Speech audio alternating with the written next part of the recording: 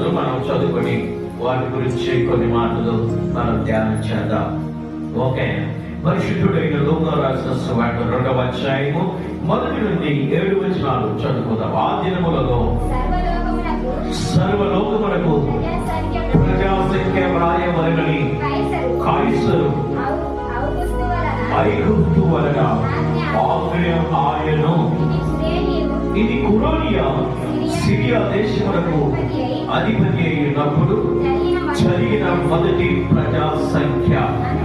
అందరూ ఆ సంఖ్యలో వ్రాయబడుటకు తమ తమ పట్టణములకు వెళ్ళి యోసేపు దావీదు వంశములోను గోత్రములోను పుట్టినవాడు గనుక తనకు భారీగా ప్రదానము చేయబడి గర్భవతి ఎండిన మరియతో కూడా ఆ సంఖ్యలో వ్రాయబడుటకు గలిలయలోని నజరేతు నుండి యూదయలోని బెత్లెహేము అనబడిన దావీదు ఊరికి వెళ్ళెను. వారక్కడ ఉన్నప్పుడు ఆమె ప్రసవ దినములు నిండెను గనుక తన తొలిచూలు కుమారుని కని పొత్తి గుడ్డలతో చుట్టి సత్రములో వారికి స్థలము లేనందున ఆయనను పశువుల తొట్టిలో పరుండబెట్టెను. హల్లెలూయా. ఈ వాక్యం ప్రభు మన వెలుగులో దీవించి ఆశీర్వదించుగాక. హల్లెలూయా, హల్లెలూయా. ఆ రోజులలో ప్రజా సంఖ్య రాసేటువంటి రోజులై, అంటే జనాభా లెక్కలు రాసేటువంటి దినాలని. అలాంటి సమయంలో యోసేపు అనేటువంటి ఈ బెత్లెహేముకు చెందినటువంటి ఈ కుగ్రామం ఇది. ఇక్కడ నుండి ఈయన నజరేతులో ఒంటరికి పని చేస్తా ఉన్నాడు. బాగా వినండి, ఇది హిస్టరికల్. ఈరోజు చెప్పేదంతా చరిత్ర బైబిల్లో ఎక్కువగా ఉండదు. బైబిల్లో రాయటానికి క్లుప్తంగా రాశారు బైబిల్లో. ఎందుకంటే అన్ని రాయటానికి భూలోకమైనను చాలు అని బైబిల్ గ్రంథంలో ఉంటుంది. అందుకు ఒక 10 అద్భుతాలు 1000 అద్భుతాలు జరిగితే 1-2 రాస్తా ఉంటారు బైబిల్లో. అన్ని రాయటానికి ఈ బైబిల్ చదువుకోదు, భూలోకం అంతా కూడా చదువుకోదు దేవుడు చేసినటువంటి బైబిల్.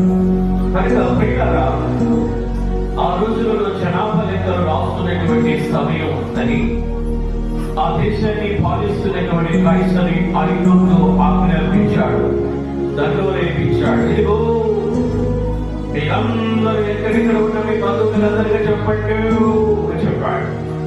మీరందరూ రండి, మీ అందరి జనాభా లెక్కలు రాయాలి, మిమ్మల్ని గుర్తింపుగా రాయాలి, ప్రజా సంఖ్య రాయాలి, ఎంతమంది ఉన్నారు మీ ఇంట్లో, పిల్లలు ఎంతమంది, పెద్దలు ఎంతమంది, ఇవన్నీ రాయాలని రాజుగారు ఆజ్ఞ జారీ చేసినప్పుడు పిల్లరా, ఆ తర్వాత అందరూ చుట్టుపక్కల అందరికీ తెలియజేయడం జరిగింది. పనులకు వెళ్ళింటారు కదా, అక్కడక్కడ పనులు చేస్తా ఉంటారు, సిటీలోకి వెళ్ళి పని చేస్తా ఉంటారు. పల్లెటూరులో ఏముంటాయి, పెద్దలు చిన్న కుగ్రామం అది. పల్లెటూరులో ఏం లేదని సిటీకి వెళ్ళిపోయారు. అందరూ వచ్చారు. ఆ సమయంలో కూడా యేసు ప్రభు యొక్క పిల్లల తండ్రి అయినటువంటి, అంటే ఈ లోకానికి ఆ యేసేపు అనేటువంటి ఒక మంచి నీతిమంతుడు. అప్పటికే ఆయనకి ప్రధానము చేయబడింది కన్య అయిన మరియతో.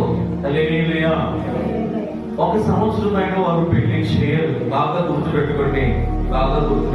రాత్రి కూడా చెప్పాను. వారు ప్రధానం చేస్తారు, ఎంగేజ్మెంట్ ఉంటారు, నిశ్చితార్థం అంటారు. ప్రధానం చేసిన తర్వాత సంవత్సరానికి వారికి పెళ్లి చేస్తారు. అది యూదుల సాంప్రదాయం. ఎందుకంటే వారిద్దరిని కలిసి ఉండమంటారు, కానీ వారు శారీరకంగా కలవకూడదు. ఒకవేళ అకస్మాత్తుగా గర్భం వస్తే ఏం చేస్తారో తెలుసా? రాళ్ళు చేత కొట్టి చంపేస్తా ఉంటారు. వారి ఒక పరీక్ష. వారు సంవత్సరం వరకు అలాగనే ఉండాలి. అన్నం తినొచ్చు, కానీ ఒకే స్థలంలో వారు పడుకోకూడదు. వారు కలిసి జీవించకూడదు. శారీరక సంబంధంగా సంవత్సరం రోజులు అలాగనే ఉండాలి. అలాగనే ఉండాలి. ఏమొచ్చు వారు ప్రజల శరీరంగా వీళ్ళ కలిసి ఒకవేళ గర్భం వచ్చిందా వారికి 3 వేలు తీసుకొని చిరాకుల చేత కొట్టి చంపాలి అని మోసే ధర్మశాస్త్రం చెప్తా ఉంది. అది ఇప్పుడు కూడా యూదులు పాటిస్తూ ఉంటారు. కనుక ఇలాంటి సమయంలో మరి ఈ గర్భం రావచ్చని మనం చూడగలుగుతా ఉన్నాం. ఆమె వచ్చినది ఒక పురుషుని ద్వారా కాదు, ఒక మనిషి ద్వారా కాదు. బైబిల్ గ్రంథం సెలవిస్తూ ఉంటుంది, ఆమెకు పరిశుద్ధాత్మ ద్వారా ఆమె గర్భము ధరించింది. హల్లెలూయా. పరిశుద్ధాత్మ ద్వారా ఆమె గర్భం ధరించింది. పుట్టబోయే శిశువు పరిశుద్ధుడై అనేటువంటి మాట గత రాత్రి మనం ధ్యానం చేస్తాం. లూకా రాసిన సువార్త 1వ అధ్యాయం 25వ వాక్యంలో మనం చూసినట్లయితే 24 నుంచి, నేను పురుషుని అరగని దానిని ఇలాగో జరుగునని దూతతో అనగా, దూత పరిశుద్ధాత్మ నీ మీదికి వచ్చును, సర్వోన్నతుని శక్తి నిన్ను కమ్ముకొనును కనుక పుట్టబోయే శిశువు పరిశుద్ధుడై దేవుని కుమారుడు అనబడును. హల్లెలూయా. మనుషులందరూ పాపం చేశారు ప్రియులారా.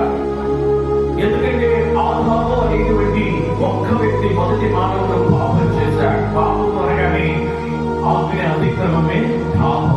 అంటే మానవుడు దేవుని మాటను మీరిపోయాడు. మొదటి మానవుడు మీరిపోయిన తర్వాత ఆ మనుషులు చేసినటువంటి పాపానికి ఇదిగో మనుషులందరికీ సంప్రాప్తమైందని రాత్రి కూడా మనం చూశాం.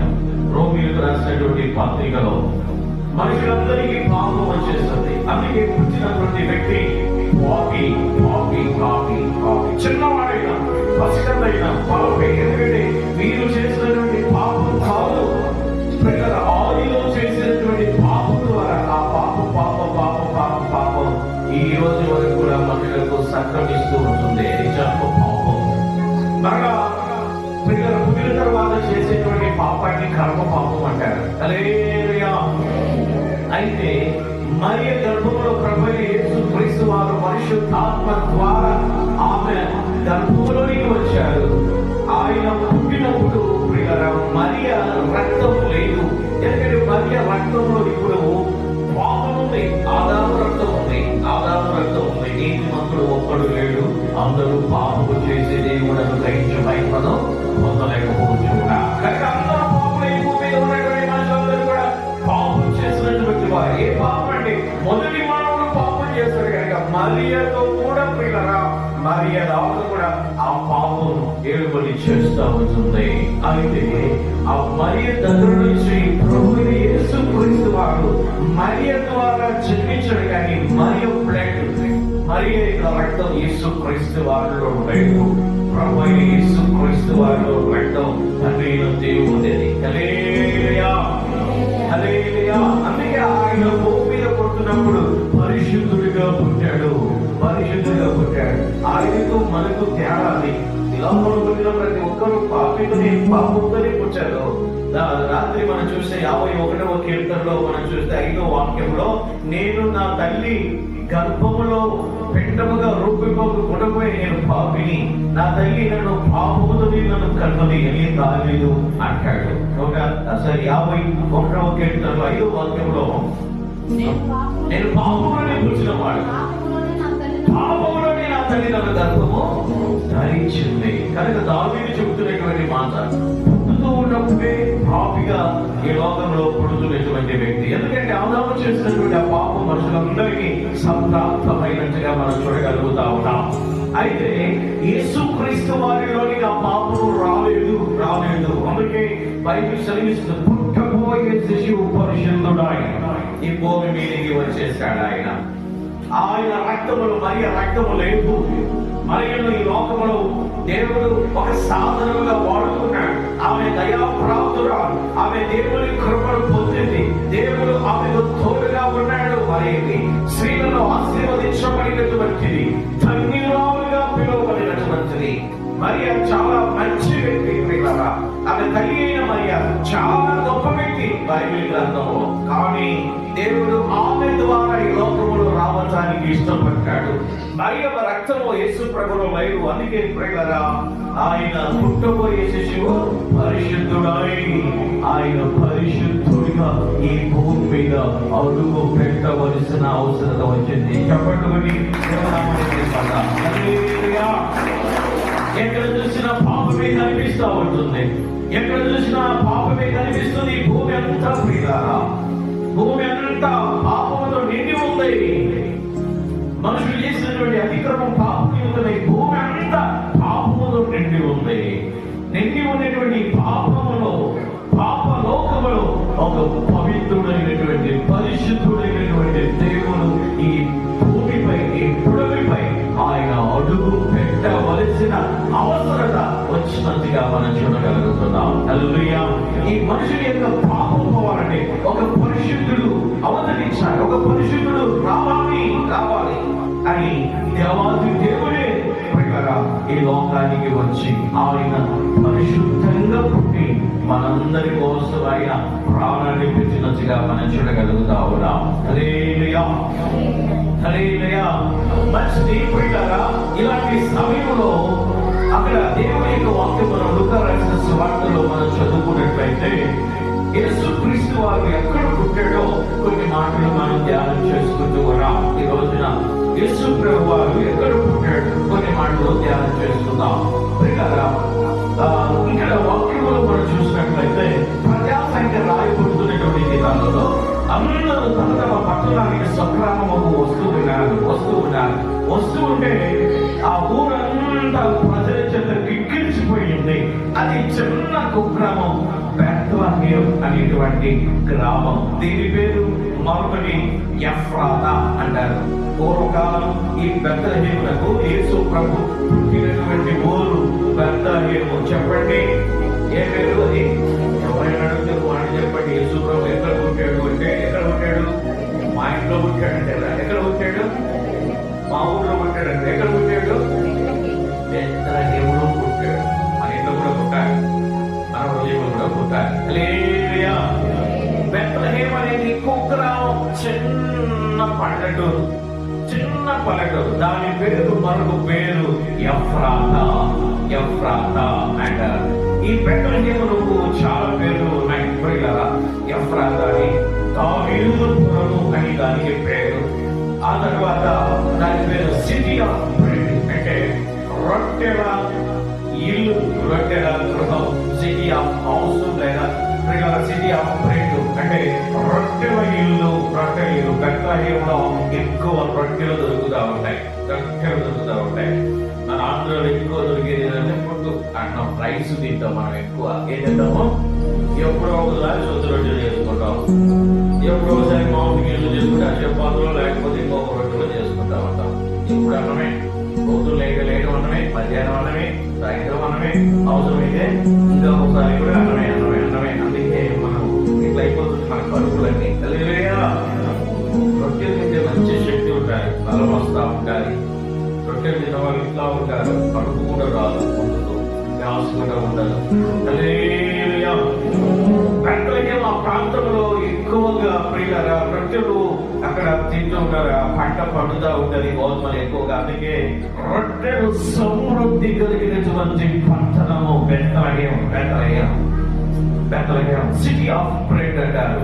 ఆ పట్టణానికి అదొక పేరు, సిటీ ఆఫ్ బ్రెడ్ అంటే రొట్టెల ఇల్లు. గుర్తుపెట్టుకోండి, ఎఫ్రాతా అంటారు. ఆ తర్వాత దావీదుపురము అంటారు. ఆ తర్వాత ప్రియులారా రొట్టెల ఇల్లు బెత్లెహేం అని అంటూ ఉంటారు.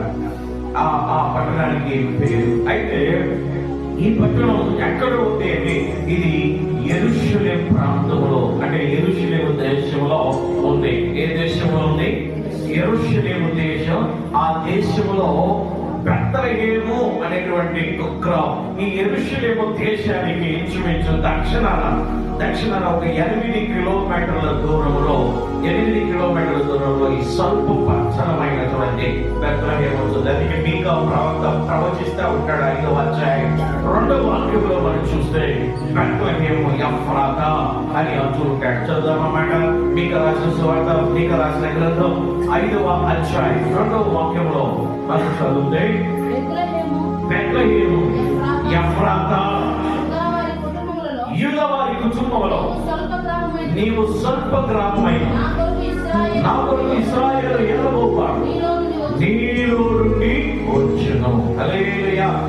అక్కడ భక్తుడు మీకా గారు ప్రవచిస్తున్నటువంటి ప్రవచన వాక్కు మనకు కనిపిస్తూ ఉంటుంది. బెత్లెహేము ఎఫ్రాతా, నువ్వు స్వల్పమైన దానవు, నీవు అల్పమైన దానవు అంటున్నాడు. అంటే చాలా కొద్ది జనాభా ఉండేటువంటి ఈ పట్టణం, చాలా చిన్న చిన్న రైతులు ఉండేటువంటి ఈ పట్టణం ప్రకారం, ఎక్కువ ధనికులు లేనటువంటి పట్టణం, చిన్న కుగ్రామం, ఎన్నికలు కూడా లేనటువంటి పట్టణం ఇది. హల్లెలూయా.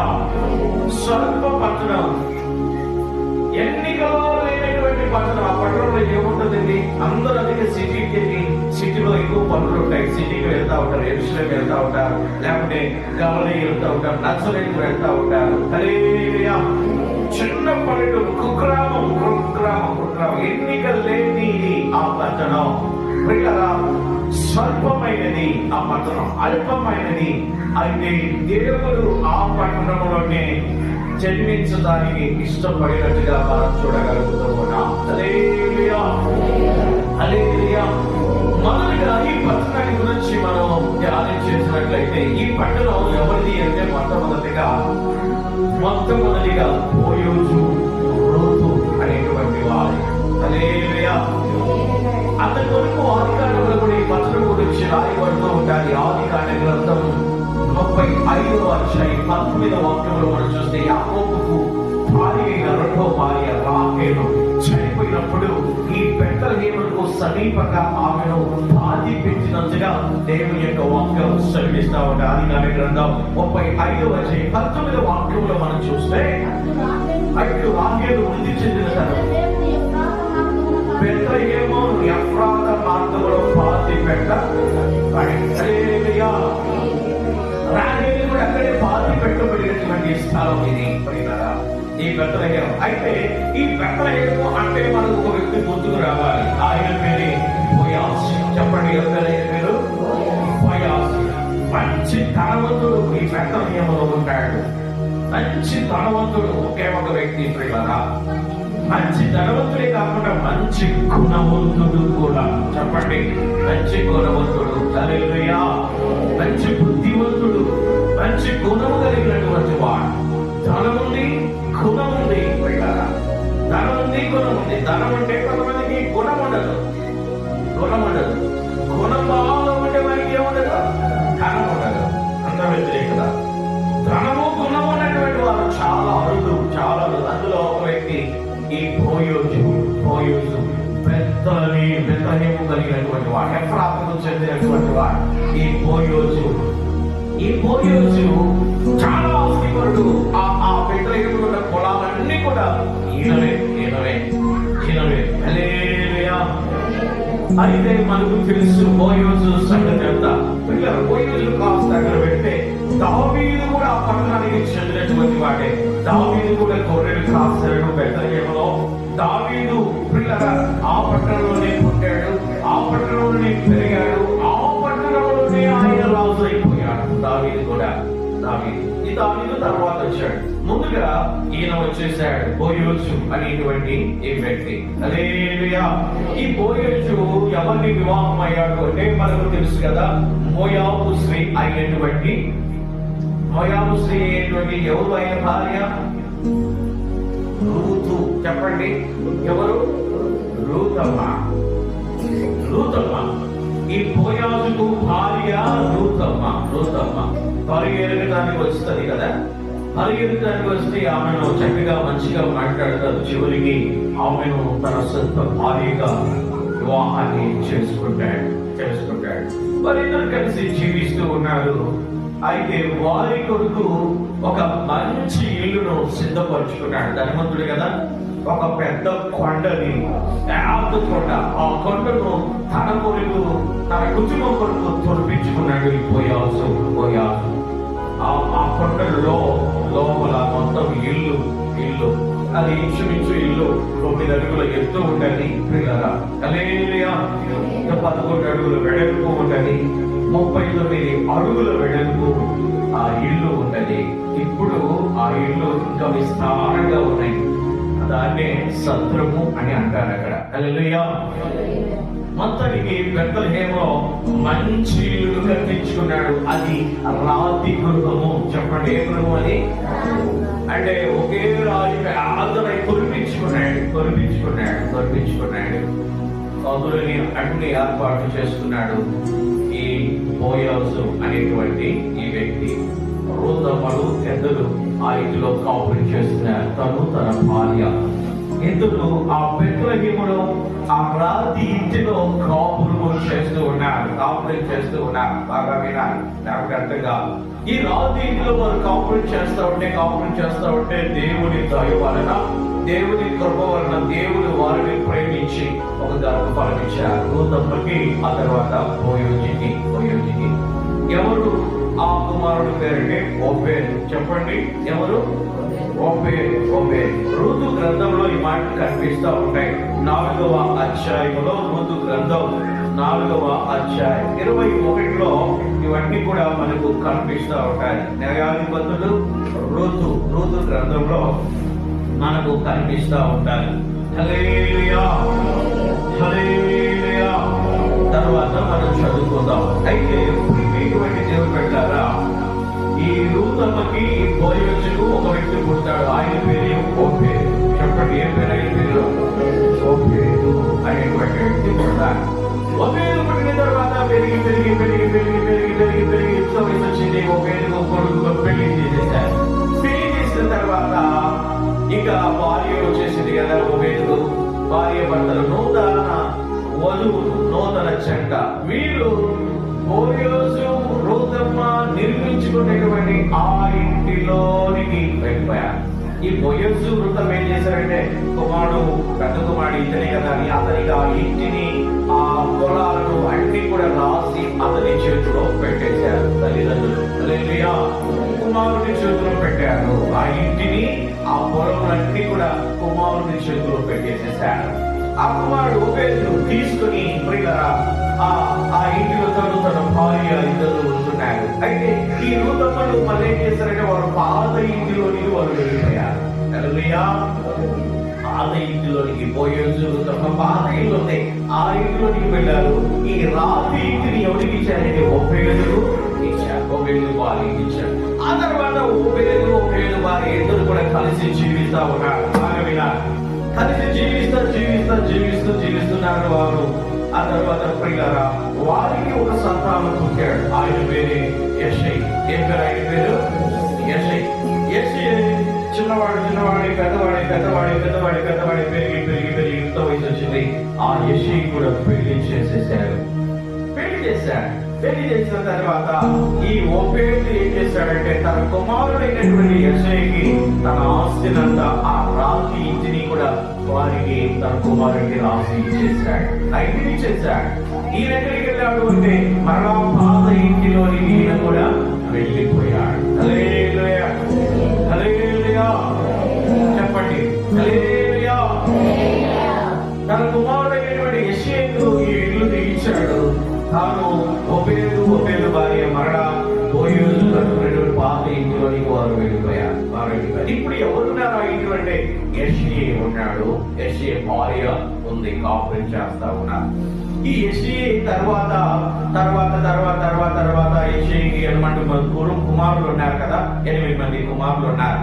ఆ కుమారులలో యెషై ఎవరికి ఇచ్చాడంటే, ఆ ఇంటిని దావీదుకు ఇచ్చాడు. ఎవరికి ఇచ్చాడు? దావీదుకు ఇచ్చాడు. అప్పటికే దావీదు ప్రియులారా దేవుని సన్నిధిలో మంచి భక్తి పరుడు, దేవుని సన్నిధిలో మంచిగా బ్రతుకుతున్నటువంటి వాడు. కనుక ఈ దావీదు ఈ బెత్లెహేములో నుండి, కుగ్రామంలో నుండి యెరూషలేములోనికి వెళ్ళాడు. యెరూషలేములో ఆయన పరిపాలన చేస్తూ ఉన్నాడు. 40 సంవత్సరాలు పరిపాలన చేస్తూ ఉన్నాడు. అందుకే యెషై ఆలోచన చేశాడు, చిన్న కుమారుడైనటువంటి దావీదుకు ఈ రాతిని ఇంటిని ఇస్తే, దావీదు రాజు కదా, ఈ ఇల్లు కాపాడబడుతుంది. ఈ బెత్లెహేములో ఉన్నటువంటి పొలాలు ఇవన్నీ కూడా ఆస్తి ఎక్కడికి పోదు, రాజుగారి వశం కావాలి. రాజుగారి వశం అయితే ఎవరు కూడా చేయబెట్టడానికి ఇంకా వీలు ఉండదు. ఎందుకంటే రాజుగారు అంటే అందరికి భయం కనుక.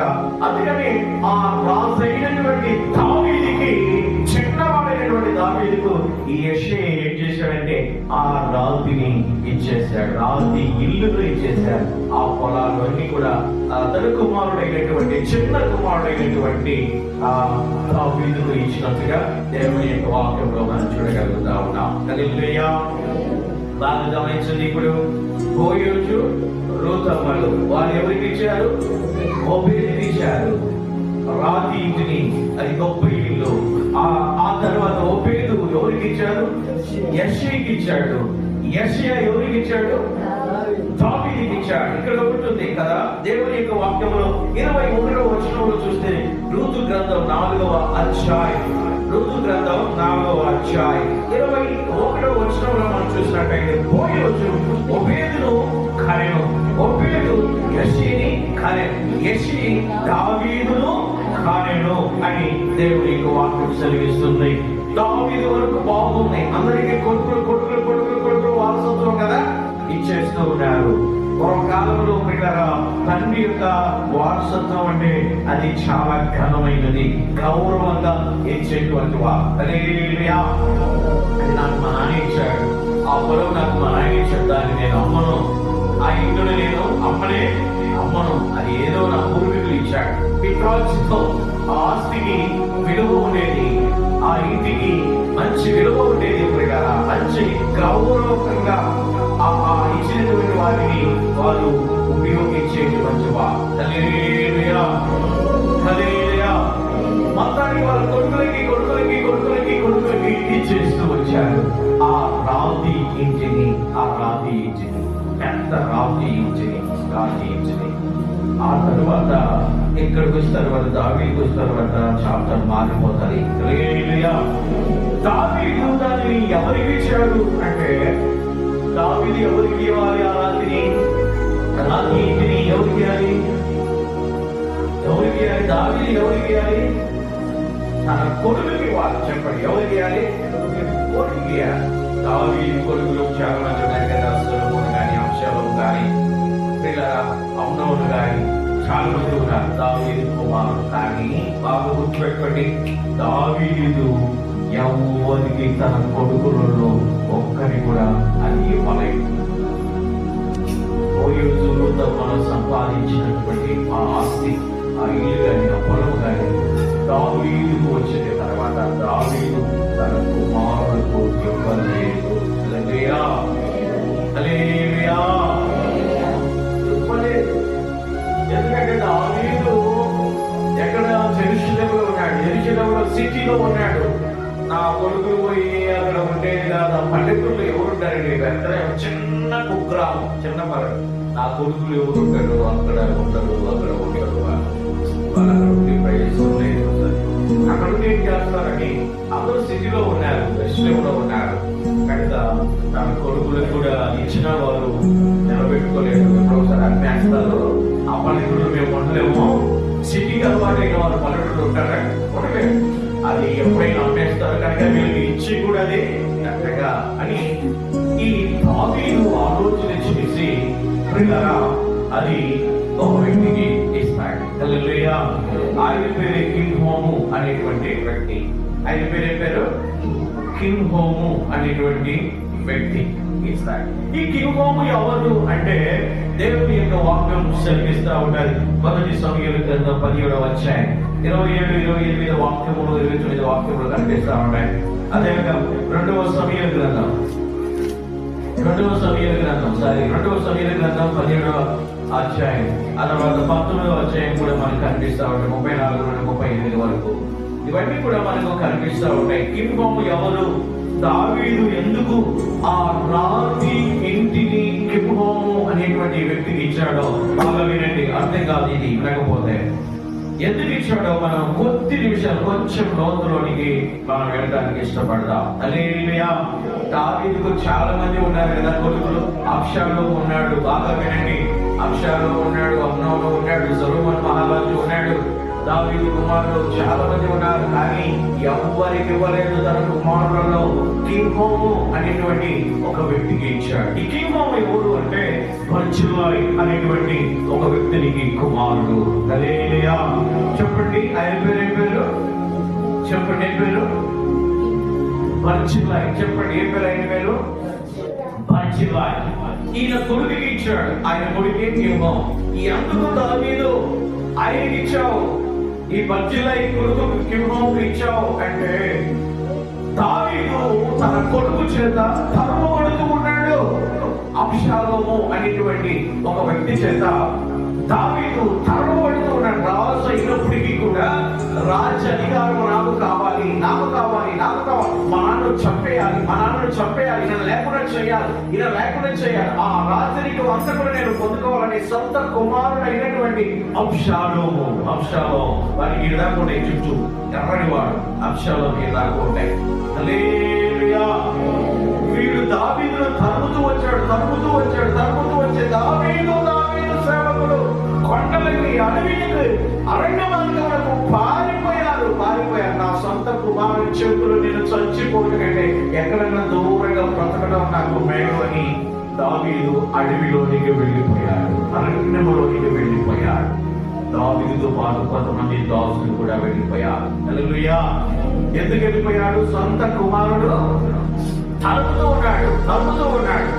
తండ్రిని చంపాలి, తండ్రి యొక్క ఆ రాజ్యాన్ని అంతా నేను పొందుకోవాలి, నేను కూడా రాజులైపోవాలి అని ఆలోచన ఈ అంశాల్లో తరుగుతున్నటువంటి దినాలలో బర్జిల్లాయ్ అనేటువంటి ఒక వ్యక్తి పెద్దైన ముసలైన దావీదు నీతిమంతుడు, ఈ పాపం చేయనటువంటి వాడు, ఎరపరాజు, మంచి వ్యక్తి కనుక దావీదు అరణ్యంలో ఆకలి చేత అలసిపోతున్నాడు, ఆహారం లేక మాకు చాలా ఇబ్బంది పడుతున్నాడు అని ఈయన చాలా ప్రార్థిస్తూ ఉంటాడు.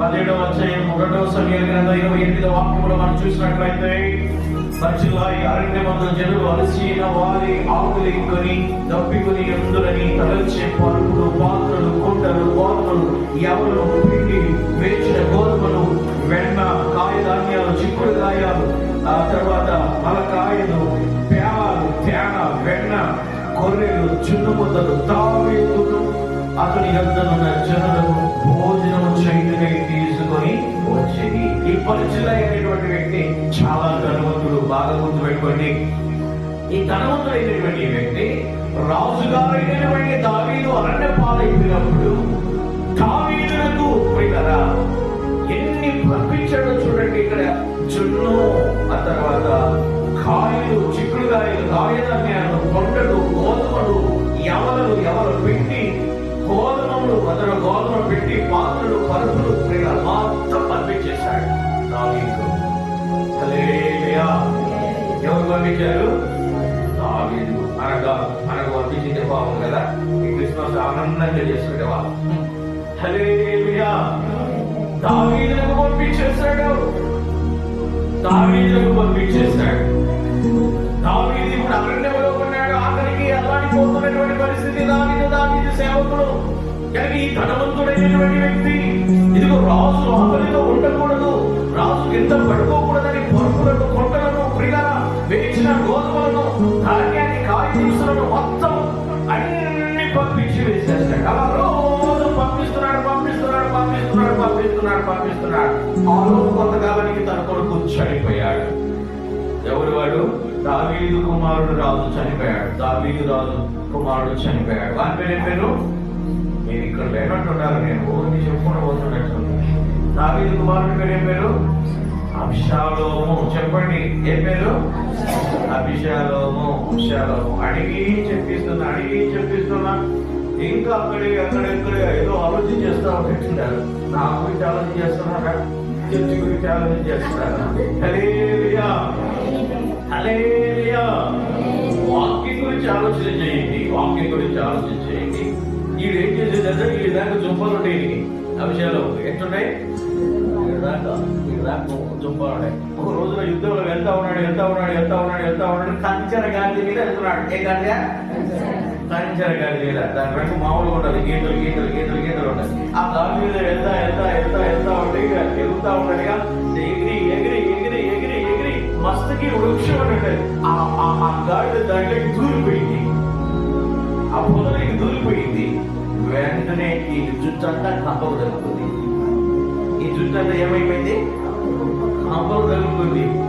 ఆ గాడి గడ్డ తెగిపోయింది. శత్రువు చూసి ఉన్నాడు దొరికాడు దొరికాడు దొరికాడు దొరికాడు మన మీదకి వచ్చినటువంటి శత్రువు అని సరిగ్గా అమ్ము తీసి గుండెకు పెట్టి కొడతాడు. అక్కడికక్కడే ప్రాణం వెళ్తాడు. హల్లెలూయా. ఎన్నికలు పెంచుకుంటాడైతే పురుషులు ఎన్నికలు పెంచుకోకూడదు. బైబిల్ చదివిస్తుంది స్త్రీలు ఎన్నికలు పెంచుకోవచ్చు, పురుషులు ఎన్నికలు పెంచుకోకూడదు. హల్లెలూయా హల్లెలూయా. మధ్యలో ప్రాణం పోయింది. అప్పుడు దావీదు తెలిసిన నీ కుమారుడు చనిపోయాడు, నీ కుమారుడు చనిపోయాడు. అప్పుడు దావీదు వస్తాడు, అయ్యో అబ్షాలోము నా కుమారుడు చనిపోతేవా, నేను నీ బదులుకు నేను చనిపోయింది ఎంత బాగుంది. అయ్యో నా కుమారుడు చాలా అందంగా ఉంటాడు, సూపర్ గా ఉంటాడు. అబ్షాలోము ఎత్తగా ఎత్తుగా వెంట్రుకలు ఆయన చుంపాలు మామూలు ఉండడు. పెట్టారా ఎంత అందగాడు చనిపోయాడని దావీదు ఎంత ఏడుస్తాడో తనకు. నా కుమారుడు అబ్షాలోమా, నా కుమారుడు అబ్షాలోమా, నా కుమారుడు అబ్షాలోమా, నీకు బదులు నేను చనిపోయి ఎంత బాగుండేది. చూడండి తండ్రి ప్రేమ చూడండి. వాడే అరణ్య పాలు చేసేసాడు, తండ్రిని చంపడానికి వెంటాడి అరణ్య పాలు చేసినప్పటికీ కూడా దావీదు చూడండి, నీకు బదులు నేను చనిపోయి ఎంత బాగుండేది అని అంటూ ఉంటాడు. హల్లెలూయా హల్లెలూయా. కనికర ప్రీతిని పెట్టారు. అరణ్యంలో ఈ మధ్యమై మొత్తం పోషించాడు దావీదు సేవకులకి ఆహారం అన్ని తిండికి కావాల్సినటువంటి బెడ్లు పాలు అన్ని కూడా పడుకోవడానికి ఆ బెడ్లు అన్ని కూడా సిద్ధపరిచాడు. కనుక ఇప్పుడు అరణ్యంలో నుంచి తన కుమారుడు చనిపోతే మరలా ఇప్పుడు దావీదు వచ్చి రాజు సింహాసనం మీద కూర్చున్నాడు. ఇప్పుడు రాజు అయిపోయాడు. రాజు అయిపోయిన తర్వాత ఇప్పుడు ఆలోచన చేశాడు, నేను ఎవరికి ఇవ్వాలి? ఈ బెత్లెహేము దగ్గరలో ఉన్నటువంటి ఈ రాతి ఇంటిని ఎవరికి ఇవ్వాలని ఆలోచన చేస్తే దేవుడు దేవుడు ఒక ఆలోచన పెట్టాడు. ఇదిగో నీకు అరణ్యంలో ఎప్పుడు సహాయం చేస్తాడు కదా బర్జిల్లాయి అనేటువంటి ఒక వ్యక్తి, ఆ వ్యక్తికి చేయాలి దేవుడు చెప్పేశాడు. వెంటనే బర్జిల్లాయి దగ్గరికి వెళ్ళి, నువ్వు రా బర్జిల్లాయి, మీరు వచ్చేసి ఇదిగో నా పనుల మీద మీరు భోజనం చేస్తారు.